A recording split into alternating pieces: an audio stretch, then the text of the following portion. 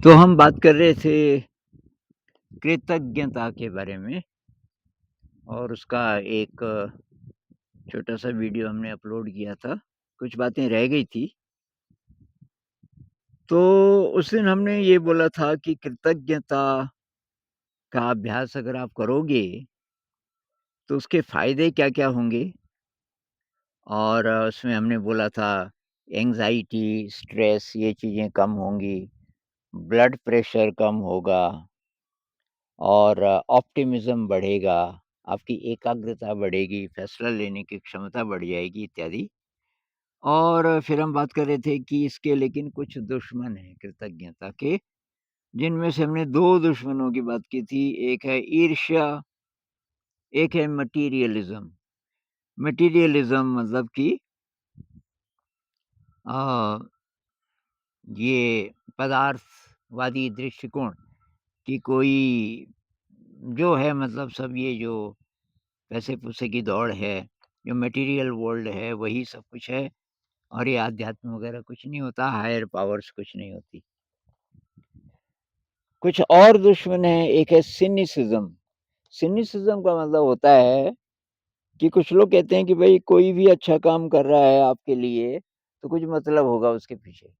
मतलब निस्वार्थ भावना से, प्रेम से कोई किसी के लिए कुछ कर सकता है, इसमें उनका विश्वास नहीं होता। तो ये भी एक दुश्मन है, जिसमें ऐसी फीलिंग होगी, कृतज्ञता नहीं होगी। कृतज्ञता नहीं होगी तो फिर काफ़ी सारे चीज़ें हो सकती हैं। अ, काफ़ी गड़बड़ हो सकती है मतलब शरीर में भी, दिमाग में भी। एक है नार्सिसिज़्म।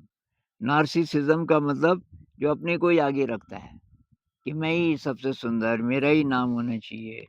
कोई भी काम किया थोड़ा बहुत इसने भी किया तो ये सबसे आगे हो जाएगा, कि भई मेरा नाम आना चाहिए इत्यादि। ये भी दुश्मन है। स्ट्रेस और डिप्रेशन, ये तो दुश्मन है ही हैं। तो ये जो जितने दुश्मन हैं मतलब नेगेटिव इमोशन अ, ये नहीं होने चाहिए। तो कैसे नहीं होंगे अब असली बात ये है कि क्या किया जाए कि हमारे अंदर अगर हमें बात समझ आ गई कि कृतज्ञता से शरीर का भी और दिमाग का भी बहुत ज़्यादा फ़ायदा है और हमारी ज़िंदगी में खुशी आएगी। करें कैसे इसकी प्रैक्टिस? उससे पहले एक चीज़ और पता चली कि कृतज्ञता के अभ्यास से ये 2 चीज़ें बनती हैं, 2 न्यूरोट्रांसमीटर्स बनते हैं। एक है डोपामाइन, आपने सुना होगा इसका नाम, और एक है सेरोटोनिन। ये सेरोटोनिन, ये डोपामाइन।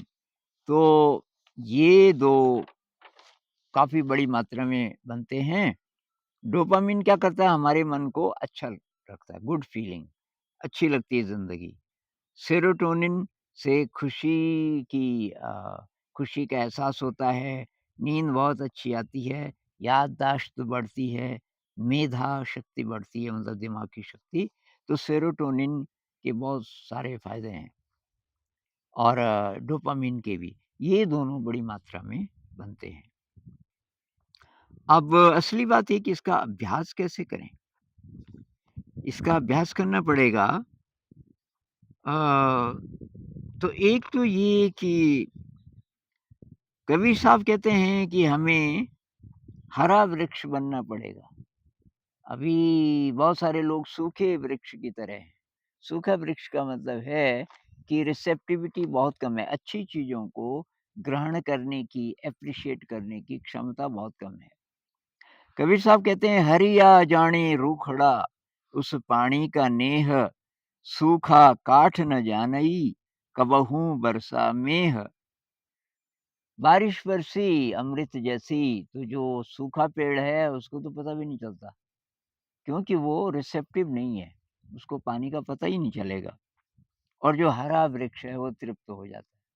तो हरे वृक्ष बनो, तो तृप्त, ये तृप्ति का की जो फीलिंग आती है, किसी ने ज़रा सी आपको मदद कर दी। अ, आप कहीं जा रहे थे, कहीं रास्ता भूल गए थे, किसी ने थोड़ी-सी आपकी मदद कर दी। अ, किसी के घर आप ऐसे ही चले गए थे, जान-पहचान भी नहीं थी, उन्होंने बड़े प्यार से बिठाया, आपको एक चाय पिला दी थोड़ी, तो मन में ग्रेटफुलनेस की फीलिंग, अगर नहीं भी है तो अब अभ्यास कीजिए। मन ही मन में पहले तो ज़ोर से भी अगर हो सके तो, अगर ज़ोर से बोलने का मौका नहीं है, तो मन ही मन में। तो जो लोग इस पे विश्वास करते हैं कि भई इसका प्रूफ़ क्या है या किसने इसके बारे में रिसर्च की, तो एक मैं किताब बताता हूँ, वो पढ़ लीजिए आप, ग्रेटफुल ब्रेन, ये किताब का नाम है। राइटर का नाम है Alex Korb, ALEX Korb, KORB, Alex Korb, grateful brain. वो ये कहते हैं कि जब आप ग्रेटफुलनेस का अभ्यास करते हो, तो ग्रेटफुलनेस ऐसे रीवायर करती है ब्रेन को, ब्रेन के ढांचे को बदल देती है कि उसके बाद वो जो रीवायरिंग है वो परमानेंट हो जाती है। मतलब अब आपका ब्रेन ज़्यादा अच्छी चीज़ों को रिसीव करेगा और ग्रेटफुलनेस की फीलिंग ज़्यादा आएगी। आपने 1 बार 2 बार अभ्यास किया ग्रेटफुलनेस का, उससे आपका ब्रेन रीवायर हो गया। अब वो ब्रेन ऐसी चीज़ें ढूँढने लगता है, जहाँ की ये ग्रेटफुलनेस का अभ्यास हो सके।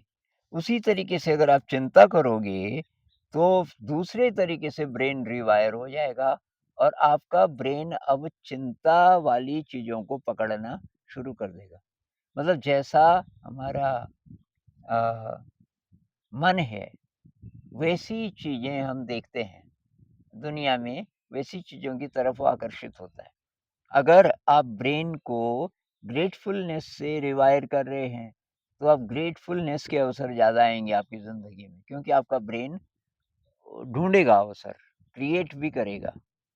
और ऐसा नहीं करेंगे, चिंता वगैरह करेंगे तो इसका उल्टा होगा। तो इसकी प्रैक्टिस कैसे करें? तो भई इसकी प्रैक्टिस एक तो यही है, माइंडफुलनेस, ध्यान का अभ्यास कीजिए और अंत में कंपैशन मेडिटेशन कीजिए। कंपैशन मेडिटेशन में क्या होता है, सब जीवों के प्रति करुणा का भाव और फॉरगिवनेस, किसी के साथ कुछ खटपट हुई हो कभी भी, तो उसको क्षमा कर देना है। आपके अंदर कोई गिल्ट की फीलिंग है, कुछ करना था जो नहीं आप कर पाए, गिल्ट की फीलिंग है, तो अपने को भी माफ़ कर दीजिए। एक ये तरीका है। दूसरा है कि ज़िंदगी में और हर स्थिति में प्रॉब्लम की बजाय सॉल्यूशंस पे ज़्यादा ध्यान दीजिए। प्रॉब्लम की बजाय सॉल्यूशंस। अब मान लीजिए कि दाल जल गई, आप खाना बना रहे थे और खो गए किसी चीज़ में, इधर से ज़्यादा सीटी आ गई, प्रेशर कुकर तब गंध आने लगी जलने की, तो आप तब आपने देखा कि जल गई। अब इसमें 2 प्रकार की रिएक्शन हो सकती है। दाल जल गई और आप किसी और पे चिल्ला रहे हो, तुमने मुझे बताया क्यों नहीं कि इसमें बहुत ज़्यादा सीटियाँ आ रही हैं, या ये दाल ही खराब है, पिछली बार भी तो मैंने बनाई थी, पानी तो उतना ही डाला। ये आप फ़ोकस कर रहे हो किस पे? प्रॉब्लम पे। लेकिन जिसका ऐसा वाला ब्रेन है जिसमें अच्छी फीलिंग्स आती हैं, वो प्रॉब्लम की बात नहीं करेगा, भई दाल तो जल ही गई, अब सॉल्यूशन तो बोलेगा भई ऊपर-ऊपर की दाल थोड़ा ठीक है, नीचे जहाँ से ज़्यादा जली है उसको रहने देते हैं। ऊपर की दाल निकालो और ये उबले हुए आलू हैं 2-4, उसको भी इसमें मिक्स करके थोड़ा झोल जैसा इसमें पानी-पुनी डाल के ये एक नई प्रकार की डिश बन जाएगी, कोई प्रॉब्लम नहीं है। आप समाधान पे ज़्यादा दिमाग लगा रहे हो, तो ये पहचान है। जब ज़िंदगी में आप शिकायतें ज़्यादा करते हो, आप अपने ब्रेन को तैयार कर रहे हो। रिवायर करने का मतलब है न्यूरॉन्स के नेटवर्क्स गड़बड़ वाले बना रहे हो, अगर आप शिकायत कर रहे हो। अब गड़बड़ को आप ज़्यादा देखोगे ज़िंदगी में, जहाँ नहीं भी है, आप ऐसे एंगल से देखोगे कि गड़बड़ नज़र आए। अगर आप सॉल्यूशंस की तरफ ज़्यादा दिमाग लगाओगे, तो आपका ब्रेन सॉल्यूशन वाले ही रास्ते को देखेगा। कहीं भी प्रॉब्लम है, तो प्रॉब्लम पे ज़्यादा एनर्जी खर्च नहीं करेगा बल्कि उसका समाधान। ये ज़िंदगी में ना अक्सर ऐसा होता ही रहता है। अब बस नहीं आई, आपको ज़रूरी कहीं जाना था, बस नहीं आई, अब आप बुरा-भला बोल रहे हो ये ट्रांसपोर्ट वालों को और ये बहुत बार करते हैं, जबकि बहुत बार नहीं करते ये मतलब आज ही ऐसा हुआ, तभी भी लोग बोल देते हैं कि ये टाइम पे हमारे देश में टाइम की कोई वैल्यू ही नहीं है। अब जापान में देखो एकदम टाइम पे सारी चीज़ें होती हैं। अब ये सब इससे आप क्या कर रहे हो अपने ब्रेन को शिकायत वाला बना रहे हो और प्रॉब्लम वाला बना रहे हो।